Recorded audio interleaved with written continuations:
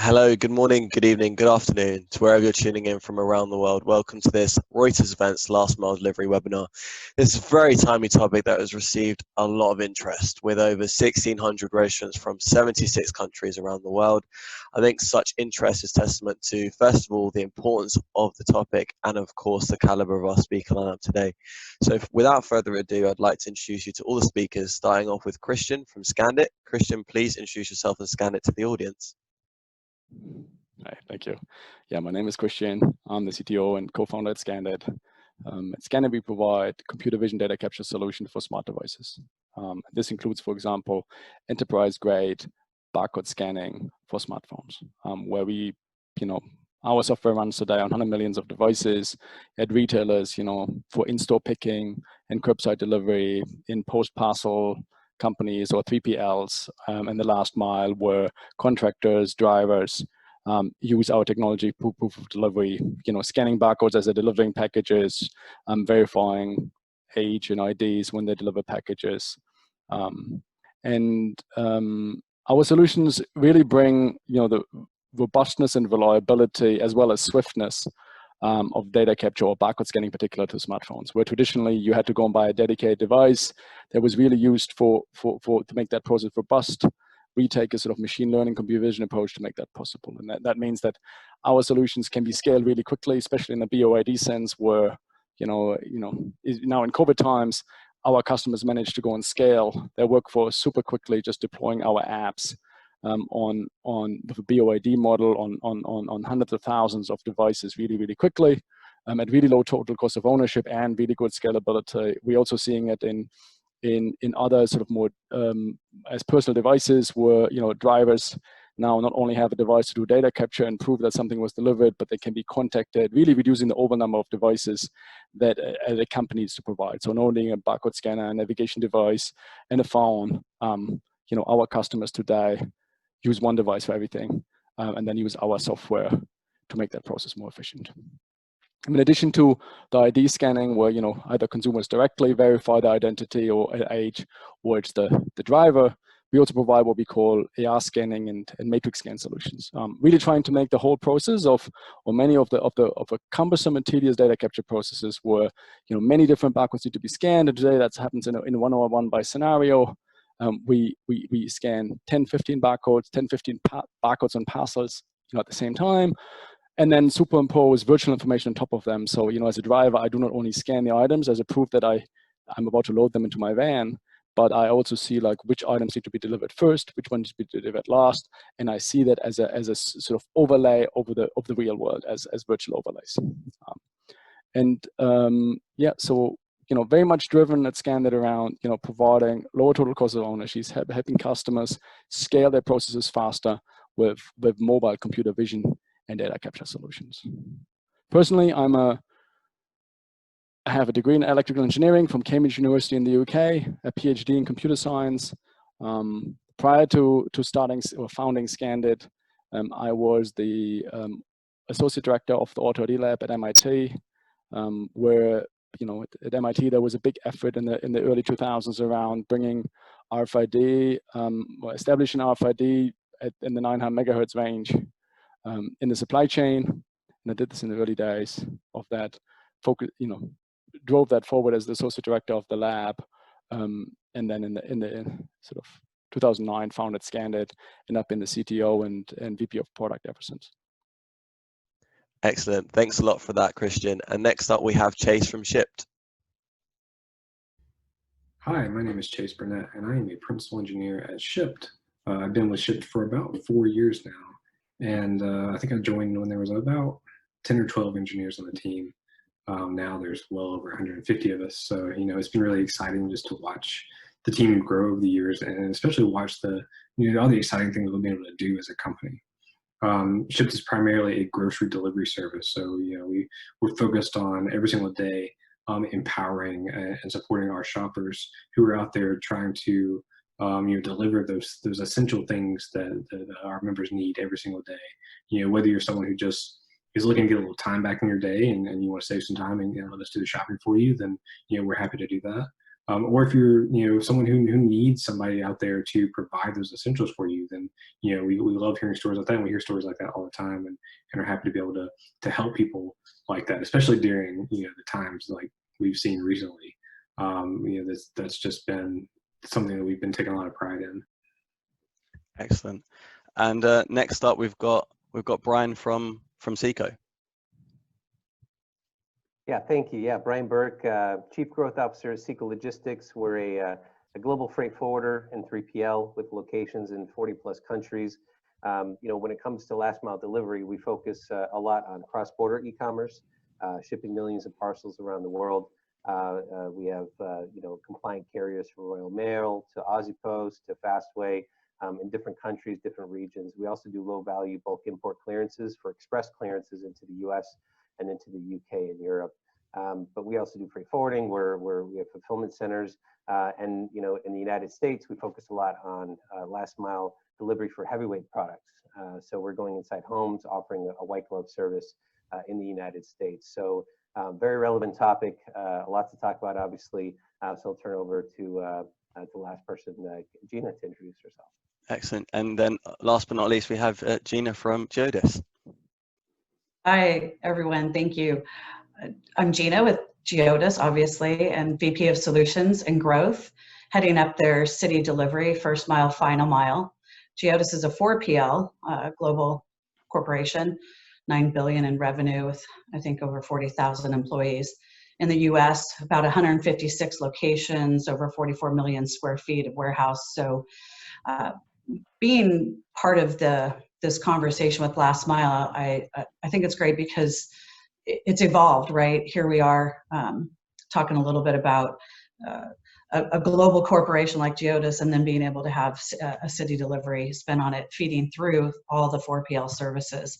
So super excited to be here. Me personally, I've spent over 30 years in supply chain and logistics in a bunch of different modes of transportation. And then right before GEODIS, had my own consulting practice since about 2010. Excellent. Perfect. So I guess we can get started now with the meat of the questions. So obviously COVID-19 has impacted many facets of the supply chain. What are some of the challenges that this pandemic has represented for last mile delivery specifically? So I want to start with Christian with that question. That's a good question. I'd say probably we've seen three things that I would highlight. The first one is something that really has never had the same attention, which was the safety and health of the people operating last mile and the people they're interacting with, right? That was really a game changer with COVID. We started talking about contactless delivery and really keeping driver as well as the customer safe. That's really something that fundamentally changed. The second thing I would want to go and highlight is really the hiring of workers. Well, there's always peak season. I'd go and say where we've seen some of our customers, I would call that extreme peak season, right? Where some companies either on the last mile side in the US, for example, hired close to 200,000 employees, within weeks, right? Something that yes, you had a Christmas peak season previously, but this is a different type of peak season, right? So it's in some way a whole different scale on hiring, and then all the training and all these processes around it that really changed in that sense. And I'd say the third thing is sort of related to that in some way is that peak in like with volumes in deliveries growing so rapidly, so did the operational cost, right? Where it was not sort of an increase in the sense that you could just deliver that X% extra parcels, but it really required significant additional operational cost to actually deliver that volume. So I'd say those three things: safety, we've seen safety of drivers, the hiring and scaling of the workforce, and then somehow keeping the operational cost under control. Excellent. So bringing in Brian there, I guess what are your thoughts on just kind of the main challenges that this pandemic has presented for last mile delivery specifically? Yeah, so obviously there's so many challenges, right? So I'll try to keep it to the number like 3. That's a good number. But in the United States specifically, because we are providing inside deliveries into homes for things like grills, recreational equipment, exercise equipment. That was the first big initial challenge where the pandemic was hitting in different places at different times with different severity. So it was really managing expectations with the consumers and making sure the delivery experience is a safe one.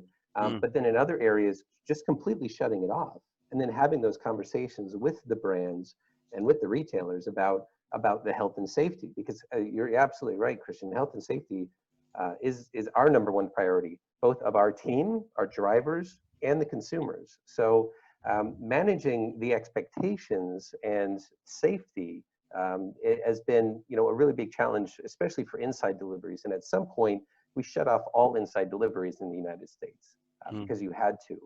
That was the right thing to do. But when we turned it back on, very recently, we haven't turned it back on everywhere.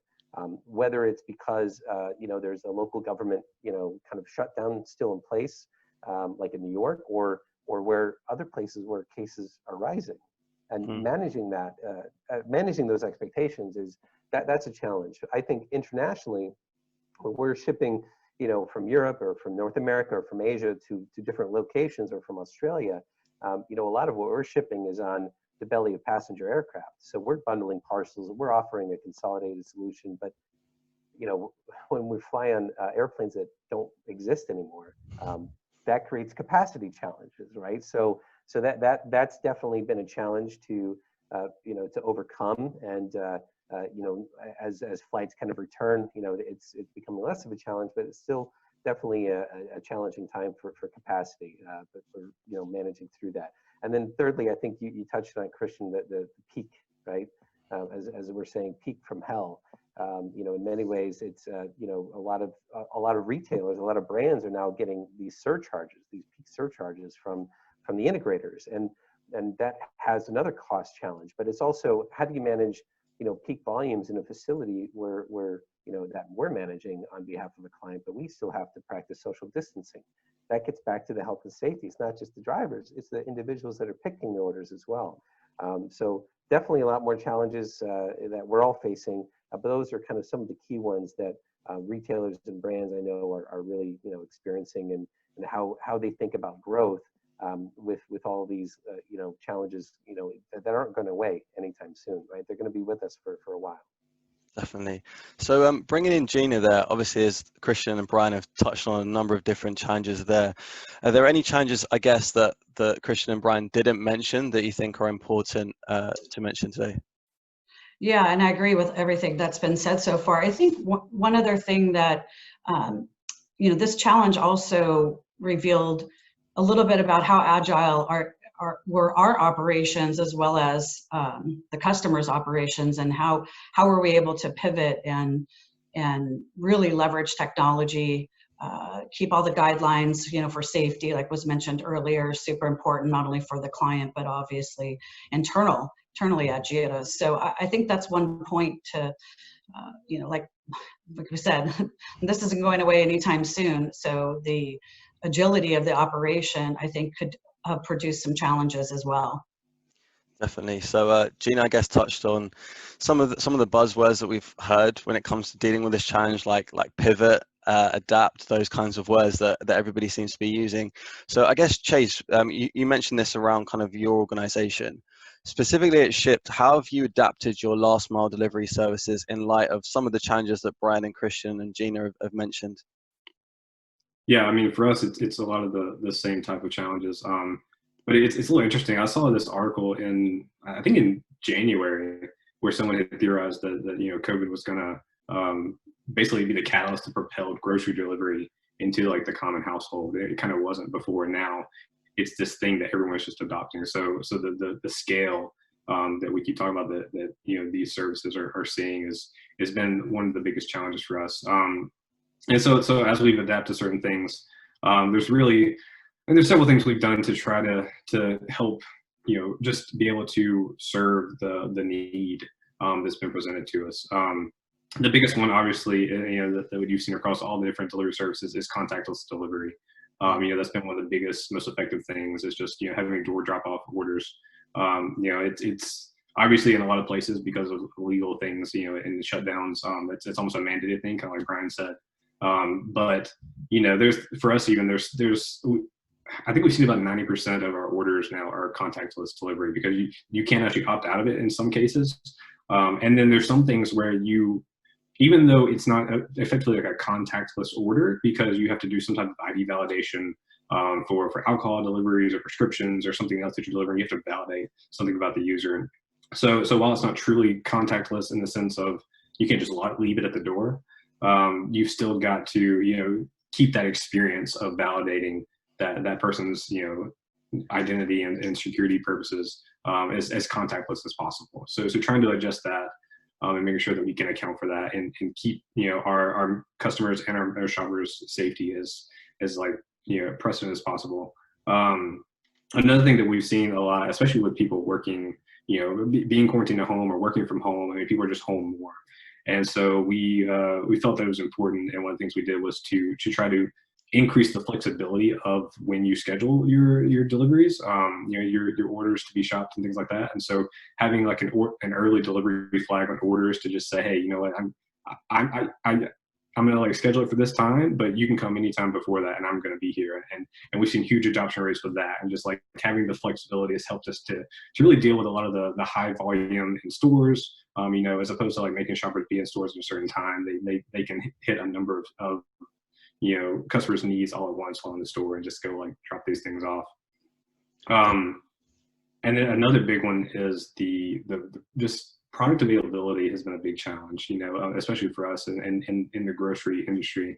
There's all these high volume items that, that you used to be able to go and you're going to order something, and if you don't get that, there's going to be something in that you can substitute and replace it. Mm-hmm.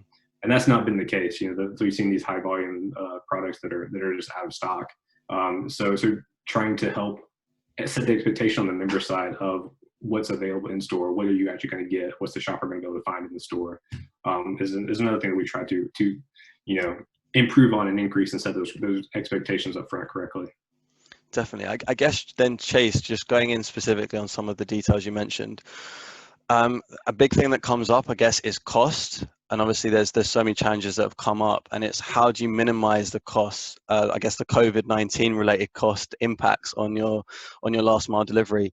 How have you guys at Shipt, navigated that challenge? It's a good question, and there's a lot of I think of strategies to streamline. I think a lot of businesses probably streamline their businesses in certain ways. So we've obviously looked at the ways that we can, like I said, streamline certain parts of the business. As we mentioned, and I think Christian was talking about this, where onboarding shoppers has been a huge piece of that. We actually doubled our shopper user base. So by doing that, there's a huge cost in bringing on so many people. And so looking to basically make that process as slim and as efficient as possible, and to there's always room for gains in those processes, but just making sure that you're looking at the different pieces and you're able to change the order of things to like set the things that are most expensive later in the process is one way that we saw huge savings. And then there's other things that the business has done internally just to, there's so many things I couldn't even begin to start listing out some of these things, but it is something obviously that's a huge focus. Definitely. Sorry, go ahead. Go on, Christian. Chase, I'm just curious. I mean, you mentioned sort of the onboarding and the training. I can just imagine like the kind of volume in terms of shoppers that you're bringing on. I mean, I assume like training and onboarding is, and especially in COVID times as well, right? I mean, you can't have big audiences or like, big, I don't know, meeting rooms full of new employees. So, I mean, I assume like the training and onboarding of new employees, in that sense, shoppers for you is a huge challenge as well, right? It is definitely. Shipt has always been very selective in its shopper group because we want someone that's going to shop like you shop, so we want the right person to be shopping for you.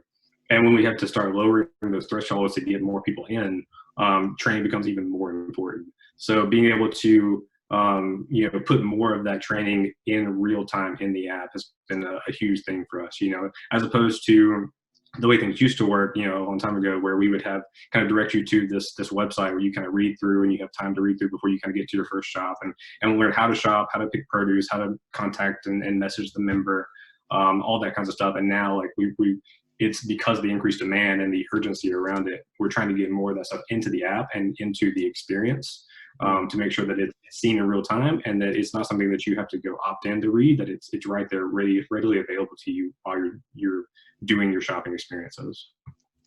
And I guess the easier the app is to use in that sense, you know, the less training and onboarding you need, right? So I guess user experience plays a huge role for you guys. Absolutely, definitely. And you can't, there's no substitution for intuitiveness, right? Mm-hmm. Definitely. Yeah, I think, you know, the video platforms that people are using speaks to the importance of intuitiveness. I guess focusing in now on, you know, technology, it's already been spoken about a lot. We've had a question from the audience about, you know, technologies and specifically new technologies that have been used to overcome some of these challenges. So I guess starting off with Brian, what specific technology solutions have you guys implemented to overcome some of the challenges that we've already mentioned on today's call? Yeah, so I mean, one of the first ones was when you do a contactless delivery for a heavyweight item, which, you know, is north of $2,000 of value, you know, it creates challenges because there's no chain of custody. You don't, it's like we have cell phones, you hand it over, you're not doing that anymore, right? Like that's contactless. So luckily with the technology that's out there, you can still kind of take a photo, you know, at the address, and the photo and the device kind of tracks, you know, GPS coordinates of when the delivery happened.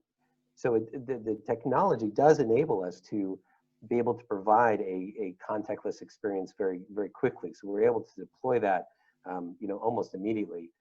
But, you know, when it comes to other technologies that we've looked at very quickly, because I think the question was even like, what's come out, you know, during COVID? I mean, I can't think of anything that's been brand new that started in the past couple of months, but you look at some delivery platforms and partners that are out there that do leverage technology in a way that allows, you know, companies like us and retailers and brands to scale.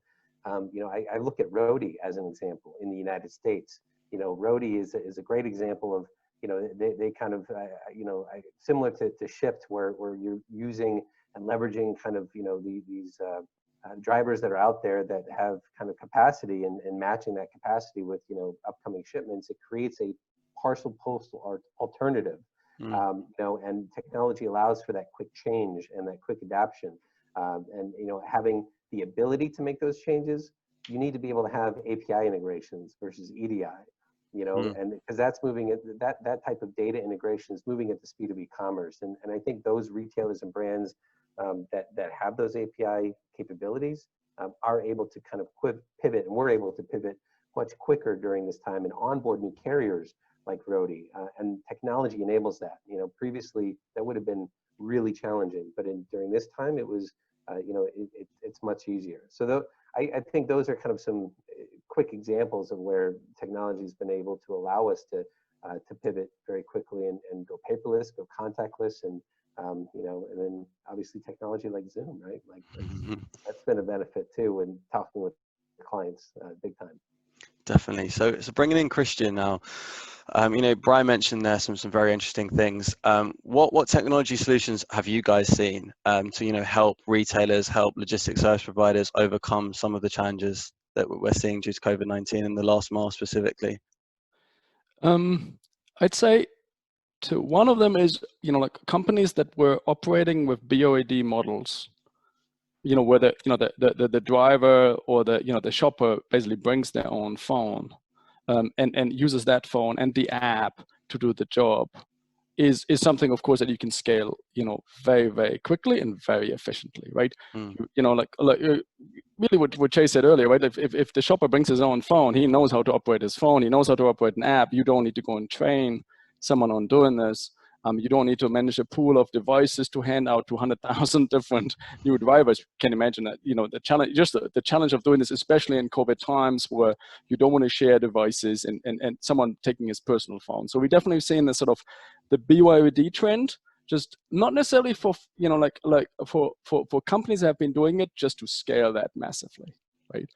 That's one. I'd say the other one is sort of really on the personal device as well. We've seen, you know, a number of last mile vendors, you know, last mile companies, whether this is on retail side, really going with personal smartphones, you know, for three reasons. One, the data capture capabilities sort of match I'd say the conventional devices. They are personal devices that people carry with them, and they can be reached on them. So they will become personal devices that are sort of a way to interact with my employee. Mm-hmm. Also in off hours, I need someone for an emergency shift, I can actually reach them. Because they can't come into the office anymore to go look at schedules, etc. So it's becoming very, very important that I actually have a tool to actually reach out to my employees as a sort of digital interface. So really a personal device that can be always on and that the employee benefits from. And then the third part really is that this trend of like shared devices we talked about safety earlier, right?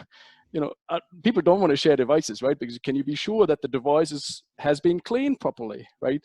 Like you don't want to go and touch things, right? And that doesn't just touch sort of contactless delivery, that also happens within pools of devices that are being operated, right?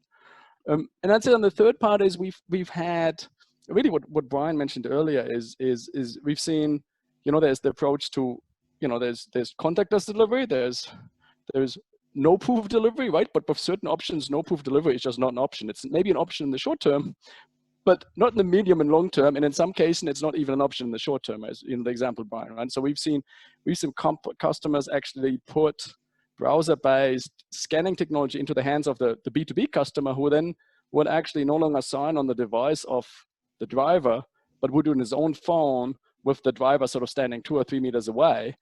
That's not a solution to go and scale it, at large volumes for consumers, but for those, really expensive, like $1,000 and more deliveries, that's a viable option, right? So Definitely. a bunch of different technology approaches. Perfect. So one of the most commonly used words so far on today's call has been, contactless, in reference to contactless delivery. Bringing in, Gina here, there's obviously an open debate about contactless delivery. Do you think this will be a new normal when it comes to last mile delivery? Well, given the pandemic or another pandemic, we obviously it's definitely needed. It's viable, right? It can continue. I think that customers have now taken a taste of what it's like to have an experiential delivery now. Mm-hmm. And companies I'm talking to want to take that store experience to the next level. So contactless, I think, will remain, but I also think that there is a need, or there's a viability for more of an experiential delivery that would engage at the time of delivery. And there's a couple companies that are doing that. Glam Squad's doing it by having an esthetician meet the delivery and then doing, makeup or hair. Restoration Hardware came out with ambassadors that meet the delivery driver at the residence and helps to get the furniture in the right spot and put the accessory in the right, on top of the credenza. So contactless delivery is here, and it's, I'm sure, here to stay as long as we're in these challenging times. But I also think there's more to be said about the delivery experience. Definitely. So I guess, Brian, bringing you in here, you mentioned a few things around contactless delivery and kind of the value of the items. What is your kind of opinion on the big question of, do you think contactless delivery will be the new normal? Yeah, I think, one of the things we've seen from COVID is, as an example, in Europe and North America, e-commerce has gone from like 15% of retail to 30% or more, kind of overnight. Yeah. And, we don't see those trends really reversing. You see what happened in places like China and Southeast Asia after SARS. E-commerce penetration just continues because buying behaviors adapt, and then retailers and brands have to adapt to that new normal. And kind of in that process, so some trends kind of accelerate and almost, we call it back to the future. Some things like aviation go back 5 years, right? But some trends kind of jump forward 5 or 10 years. And I think one of them is parcel lockers. So you started to see them kind of really be introduced in a lot of places, a lot of environments, even in supermarkets and in malls and locations where people already are going. I think you'll see that accelerate, and that's empowered by technology. So we've seen Get Box Lock, which is kind of for residential use. There's Lexer One and Quadient, formerly Neopost. This is kind of more for apartment buildings and commercial use. I think you're going to see a lot more of this, and people are going to understand that, not only can I get a delivery into my car that's parked in a parking lot, and give access to the trunk of my car, I can have maybe a separate address, that I have items shipped to that I can always pass by. That's a security thing, but now it's also contactless as well. So you have that added incentive. So I do think parcel lockers are going to be a trend that we're going to see in all around the world happen, whether it's Australia, Europe, North America, Asia, and then in the United States specifically, there's a company, Chamberlain Group, that kind of connects and does their garage door openers. Well, if you're a retailer brand and you ship heavy items and you want to get access to consumers' homes literally in a contactless way, Chamberlain provides that capability, for consumers that opt into that option. So I think there are a number of technologies and trends that were already happening, but COVID kind of really helps them jump forward, 5 years or more. And I think those are some of the trends that we're seeing that are enabled by technology. Perfect. Thanks a lot for that, Brian. Obviously, a key part of this whole equation is the drivers, and that's been mentioned a few times on this call, and the importance of safety, PPE, things like that. Just bringing in Chase, what kind of technology solutions, strategies have you employed to keep drivers safe during this pandemic? As far as technologies, we talked about a lot of the features that we've been dealing with contactless delivery and the flexible delivery, things like that. But when it comes to technology, I like to think about it in terms of the foundational things that are in place to help us to support them as quickly as possible. So I think it goes about it's almost like a preparation thing, right? It's not, ideally you're not caught off guard when things like this happen. You're able to respond and adapt quickly. And that's really what ultimately is going to put those safety features into shoppers' hands as quickly as they need them. And so when you talk about foundational stuff in a technology area, one of the things that we recently did, we spent a year-long project rebuilding the shopper app. And by doing so, I feel like keeping your technology upgraded is a crucial part of being able to support your users, and being at a company that values that and is able to identify that is important and let us put off some of the future work that the business really wants us to do in order to invest in the technology is super important. And so we rewrote the app in a year. We moved to React Native as a new foundation, which was just a joy to move to that technology and to be able to implement an app inside of that platform. But we did a lot of things with that. We upgraded so when we went to the Scandit scanner to as an upgraded experience there, and as well as being in the hybrid app space. One of the most important things for these kind of fast updates was the ability to do they call it several things, but they're basically over-the-air updates, right? If you've ever worked in the mobile space, you know that getting app releases out in a quick fashion is not something that's always very achievable through the app stores via review processes and things like that, as well as rollouts. It takes a while for people to actually go to the stores and update their apps to get advantage of the new features that we're trying to give them to protect them and to help them, such as contactless delivery. So being able to push these updates out in really quick succession to our users has been a crucial part of that. So with these over-the-air updates, we get the abilities to instead of having users go and actually download the app, we're actually pushing updates to them. And so we see really high adoption rates, really fast updates, and we can roll features out really quickly.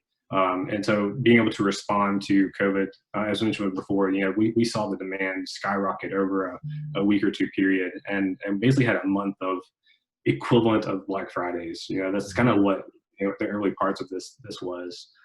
So having the technology in place just to be able to push features quickly, reliably, and just to again have that ability to support our shoppers as much as possible was a crucial part of it to developing all the features we already talked about.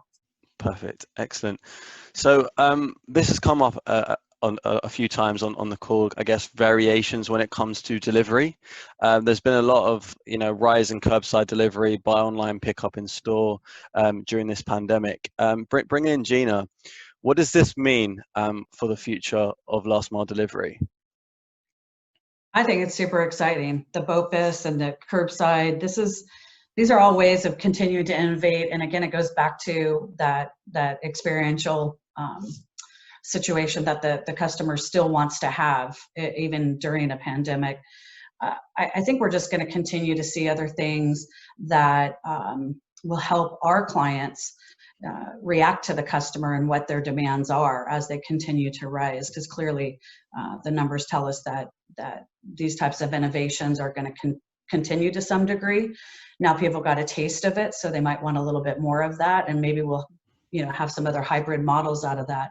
But I think for last mile delivery, GEODIS, we have to also look at the micro fulfillment center, the urban warehouse. We have to look at being able to make this a profitable last mile delivery, and then work with our clients within their infrastructure to help design that along with what we can provide. So I think that as we continue to innovate, we look at these other scenarios, and then that will really still translate to the customer experience as well. So that's kind of where I see it going. Excellent. So bringing in Christian here, just kind of to what Gina mentioned, what are your thoughts on kind of the new variations of delivery and the implications that's going to have on, I guess, the future of last mile delivery? I think, I totally agree with what Gina said, that this is, a change that, we've seen some changes previously, but we've seen a tremendous change right now, and that is there to stay.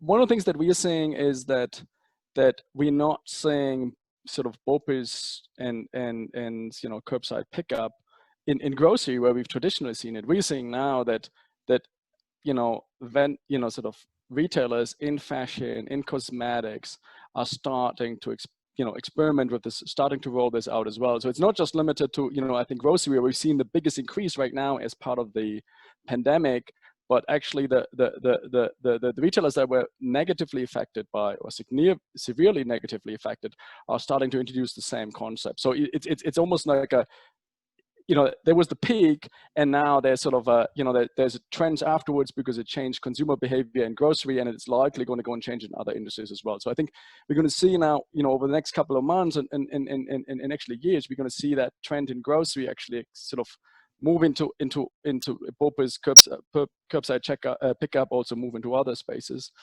And then the other part is really comes back to, I think, one of the things we discussed earlier. It's all about operational efficiency, right? Mm. I feel right now we're really operating with, curbside pickup, with BOPIS. We're still operating sort of in some way, we in an emergency mode, like increased by 100% from within 2 weeks, which is crazy, really, right? And it's all about like, how can I go and fulfill those orders? And as Brian mentioned earlier, right, all these challenges around, like, you have shoppers in the same stores, you actually don't know how much inventory you have at that moment in that store. You don't know whether you can actually fulfill this at that moment later, right? So I think what we're going to see is that all these processes are going to get refined. We're going to see dark stores. We're going to see a mix of dark stores and in-store picking to really, build out those operational efficiency that retailers actually know very well how to optimize. Right now, we've just been sitting in that sort of emergency mode, and it will move over into much more of a operational efficiency-driven approach. Perfect. So bringing in Chase, just to kind of what Christian and Gina mentioned around the variations of delivery, how have you seen that play out at Shipt? I mean, yeah, I can echo a lot of what the other two said. It's just things have skyrocketed across the board. Pickup has just gone through the roof in the places where we do pickup, and as well as just, I mentioned before the added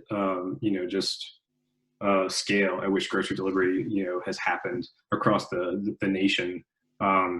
It's just crazy. I talk about preparing for these types of things, and we try to prepare for them, especially again from a technology perspective of having the foundation, and doing scale testing, doing load testing, doing all this types of stuff to make sure that the systems can handle these things. And normally when we're testing these things, we're testing them at 10x or 15x load to see, well, what's the extreme that we're never going to hit that we could actually survive.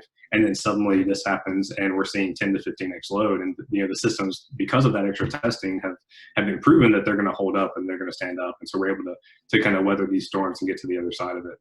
The other part, I think that one thing Christian mentioned that was really kind of fascinating, and I think I kind of touched on before too, was the stock issues, right? Like being able to set up the customer expectations and knowing what's in stock and what's not in stock, and what are we going to be able to deliver to you that you're trying to order. And I think there's some interesting ground there to explore. We've always tried to rely on our shoppers to provide us with data. There's a lot of insights that they can give us because they're actually hands-on in the stores. And so relying on them to give us insights into store stock options and capabilities, and so we can set precedents ahead of time for, at this store location, we know exactly what they have, which is a huge part of the business and an important part for us to rely on, to be able to, again, set those expectations for the members as to what's available before the shopper another shopper gets to the store looking for something that we know is already out of stock. And so those are some of the other challenges that we've seen faced through all this, and across the different types of deliveries. Perfect. So I guess a key part of this equation that hasn't been mentioned so far, obviously doesn't play as much in grocery, but plays when it comes to e-commerce more generally, is reverse logistics and returns. So as an example, I bought a pair of sneakers last week from a well-known brand and they just didn't fit, and it was quite difficult for me to send them back, right? I was just wondering, bringing in Brian here, we're seeing this explosion when it comes to e-commerce delivery. What impact do you see this having on returns and reverse logistics, and how can you kind of, I guess, mitigate some of the challenges that we're seeing when it comes to reverse logistics?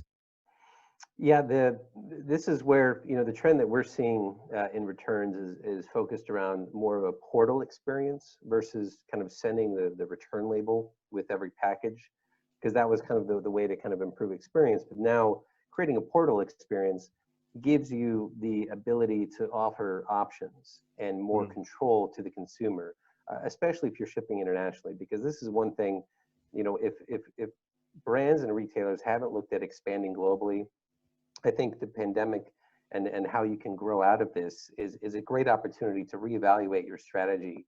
But one of the limitations that usually brands think about when they have worries about growing globally is how do you bring items back? How do you deal with returns? And that's both technology and as well as partners that you can work with that become part of the equation. But it speaks to the ability, and I think the need to have a diversified agnostic carrier mix. Single sourcing your carriers right now in e-commerce, I don't think works anymore. And the talk about BOPIS is a perfect example where, the ability to kind of onboard quickly carriers that meet and fit the new profile of sales channels and delivery channels that you want to offer, that consumers are demanding, that's going to be more of a need. So whether it's in the UK, you've got DPD, you've got Yodel, but you've got Hermes as well, that offers a great solution. In Israel, it's eCargo. In Australia, you got to think about Couriers Please. I mean, in France, you've got GEODIS that innovated city deliveries, years ago, but you've got Demotrans as well. There's so many options, like in the US, LaserShip, Roadie, that it provides. When you offer a portal experience, you can match options to what the consumer wants. And by having more carriers in your mix, you can leverage and deploy more options and give more control, both for the consumer for the return, but also how it's delivered. Because another aspect of return is buyer's remorse when they cancel delivery. Chase, you mentioned it perfectly. When items aren't in stock or when they're back ordered, that doesn't create a good experience either. So when you're shipping to stores that are fulfilled for deliveries from online, stores are even looking at how do they replenish their inventory. So it's not just pool distribution; they're receiving parcels in to replenish their inventory. And then how do you return the item to the store, or do you return the item to a distribution center? That's the technology, and having more carriers in your mix, I think are giving both the retailers, the brands, and the consumers more opportunities, more options, and offering a better experience, both for returns and for deliveries. Excellent. So bringing in Gina, Brian just gave a very detailed answer there around reverse logistics, even with a shout out to GEODIS. Just from your perspective at GEODIS, how are you seeing the rise of reverse logistics, and how are you overcoming some of the challenges, I guess, that Brian spoke to? Thanks, Brian, for the shout out. I appreciate that. Yeah, the way that we see it, the first mile is just as important as the last mile. And I really think the way that we look at it is, engineering that solution. I mean, everything Brian said, I 100% agree with. You've got to have some diversification, but I think it really starts with understanding, kind of the end to end, what it looks like. And then as we bring the last mile closer to our customers for those different options that we've already kind of spoke about a little bit, how do you re-engineer it on your returns, right? Maybe it doesn't have to go all the way back to some sort center. Perhaps it can, through technology, be repurposed closer to where the order could be picked again and shipped to a customer in that little local region. So I agree with everything that Brian said. I don't really have much more to add other than, like I said, the first mile is as important as the last mile, and engineering that return solution that makes sense now given the current climate. Excellent. So I guess pivoting slightly, a technology that's received a lot of interest recently has been augmented reality. Obviously, there's a lot of confusion about, is this a buzzword? What does it actually mean for the last mile? So bringing in Christian, when it comes to augmented reality, first of all, I guess, could you give us a succinct definition of what it actually means? And second of all, can you talk to us about, I guess, some of the applications that this technology could have when it comes to efficiency in last mile operations? Yeah. I think so. Coming to the definition, right? I think it's really when you're looking at is imposing and overlaying virtual information on the real world that you see through some kind of camera lens, right? And I think we've seen this in the past, and we always sort of at Scandit, we always sort of laugh about this a little bit, because that's there's a lot of augmented reality cases that as the magazine, you open it, you scan, I don't know, some drinks bottle and some monster jumps out on you, and you find that exciting the first time around because it does really cool 3D rendering, but it really doesn't create very, sustainable value, right? And then I think this is part of the reason why, on one hand, augmented reality has always been that sort of amazing feature, but that maybe struggle to generate, at least in a broad scale, real enterprise value. When we sort of look at Scandit, in some ways, isn't the way we sort of look at augmented reality is a little bit that, when you really look at it, like take proof of delivery right now, we have handheld devices, and while the process hasn't really changed over the last 40 years, right? When you really look at this, right, you press a button, turns on some aiming device, you scan something, and you see a record, and if you need to scan as you're delivering 20 parcels or you're loading 20 parcels, you're doing that process 20 times in a row, right? And that human computer interaction hasn't changed in 40 years, 30 years now, right? From that, that early step when sort of the handheld data capture was invented, which was truly innovative at the side, it hasn't changed in 30 years. We still do the same things: press a button, aiming, scan something, right? So when at Scandit, when we sort of look at augmented reality, we really think about how can we make those sometimes tedious, sometimes error-prone processes more reliable. An example is you're loading your van from a cage. There is 50 parcels in there. You need to go and confirm that you literally scanned all of them. So, when we look at augmented reality right now is taking your phone, leveraging the capabilities in the phone, scanning all parcels at the same time. You even can overlay, say, zip codes where they need to be delivered. You can see on which route, should they be early of the route, later of the route, right?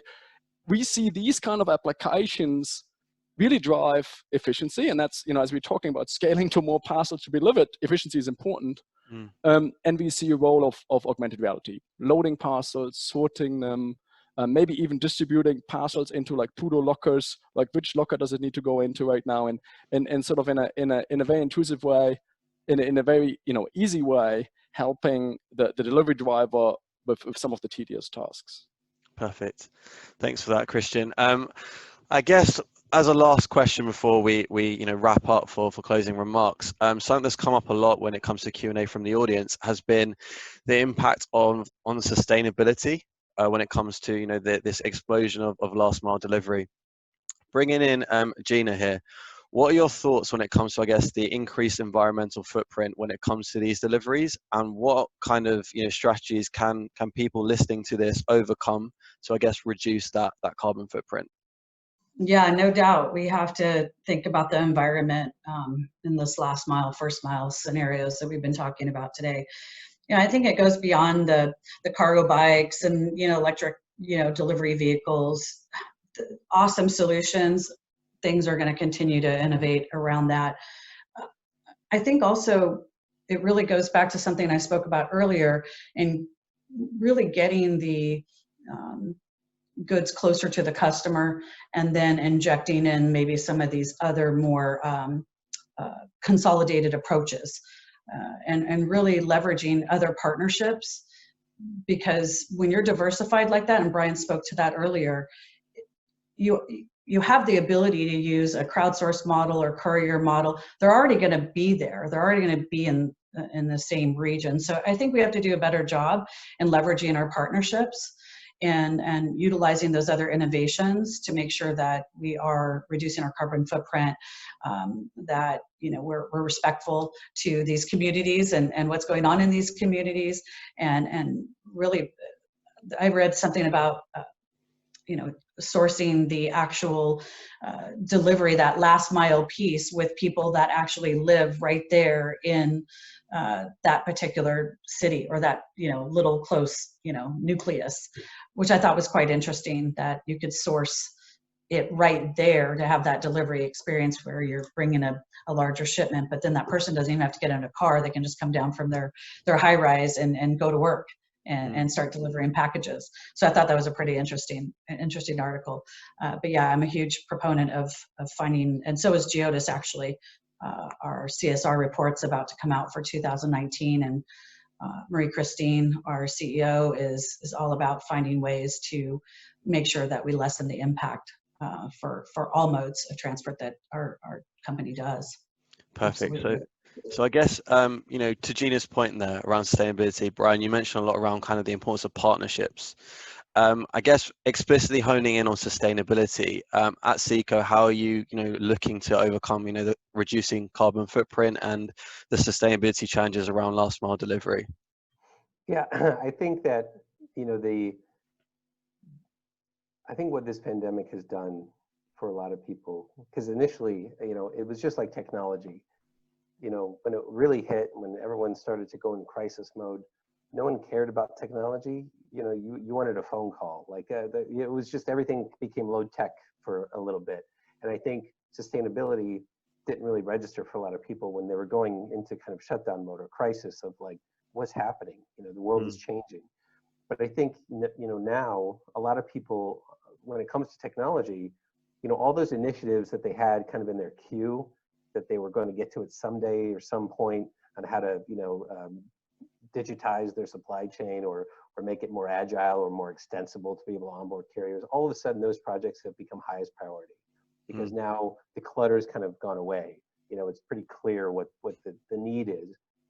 I think sustainability falls in that same category, because I think people are realizing that climate change has an impact, and people are realizing that this impact can affect everyone, just like the pandemic. And I think people's attitudes when it comes to purchases and who they shop with, as well as the retailers and brands who they work with, I think you'll see that importance rise in the more medium to long term, because it has been, I think, an awakening. And we've seen our clients disrupted with tornadoes during the pandemic. Their entire distribution centers destroyed in Nashville or in Arkansas.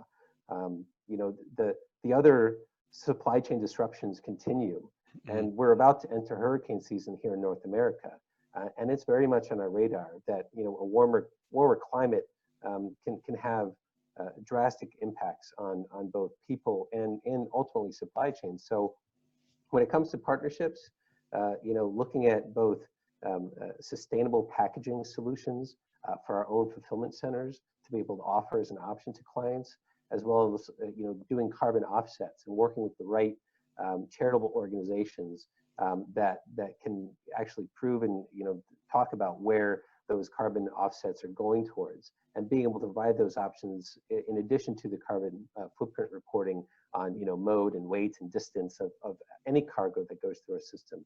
These are all going to become important. But having partnerships, you're absolutely right. We don't know the best equations to calculate carbon footprints. The scientists know that. So let's work with the scientists and the organizations out there that know how to best apply carbon offsets and what are the best formulas to calculate sulfur and carbon dioxide emissions related to the supply chain. And I think those things are, retailers and brands and shippers, they're going to be looking for that more in the near future. Excellent, perfect. So we've touched on a lot of different things, and it's a shame we've got a lot of questions that have come in from the audience that we just don't have time to address. Maybe we'll have to do a part 2 and get everyone back for that. I guess as a conclusion, I want Christian for you to come in and just kind of, I guess, summarize the key points from this call, and maybe give 3 key takeaways for our audience that they can take and, I guess, apply to their day-to-day practices. I think the first one is I think we're all in agreement, right? The changes we've seen in terms of consumer behavior changing, they're not just here now for the short term, but they, as I think several of you said earlier, is they're here to change. They're here to stay, right? Sort of, we're going to be, it's not going to go back in a month to the volume we've seen in around e-commerce and Bourke in February, right? So these are definitely there to stay, and in a certain way even increase over time. So I think that's, I think as organizations are planning, I think it's probably a fair bet to go and say that, these things, the pandemic won't be over in a rush, and these changes won't go back to normal either, because consumer behavior just changes, right? I think that's would be one key takeaway, I think, where we all agreed on. I think the other one was really around, what Brian just said in some way, right? Like there's in the early stage, there's really sort of an emergency mode to deal with it. I think, now sort of technology sort of kicks in and tries to help in sometimes, there's only so many technology solutions that you have that you can deploy really quickly. That's always a challenge, unless you have, say, if you're not doing BYOD on already at that moment, on the lines of what Shipt is doing, of course they can scale massively, having all that technology in place. But that, as Chase said, that's not work that they did as the pandemic hit, right? They were prepared with that technology beforehand. But I think what we're seeing now is organizations can sort of start learning from maybe some of those successful organizations like Shipt in that space, for example, and sort of adapt the same mechanisms, maybe a little, at this stage, and saying, okay, I can still benefit, and I can now start deploying, some of these technology solutions, which at the peak of the crisis is very difficult. I think right now, comes the time to start looking at this and saying how we can, with better logistics approaches, with better solutions, with alternative carrier operations, how can I structure these processes with combination of technology and operational efficiencies in a better way. Excellent. Well, I think that's a fantastic summary of everything that we've mentioned today. So yeah, it's a big shame that I guess we only had an hour slot for this. There's so much material that we could have got through, and so many questions that have been left unanswered. But hopefully we can maybe do a part 2 and address some of those key topics. First and foremost, I want to thank all of the panelists today on joining us today and providing their expertise on this pivotal topic, and a very interesting and unprecedented time to get that buzzword in. Yeah, as I said, a lot of people really interested in this topic. Just for everyone asking, this recording will be available after this call. So Tuesday time, that'll be sent out to everybody. So look forward to that. Again, thanks a lot to the panelists, and hopefully we can see you on a webinar really soon. Thanks a lot. Thank you, Nick. Thank Thanks, you. Nick.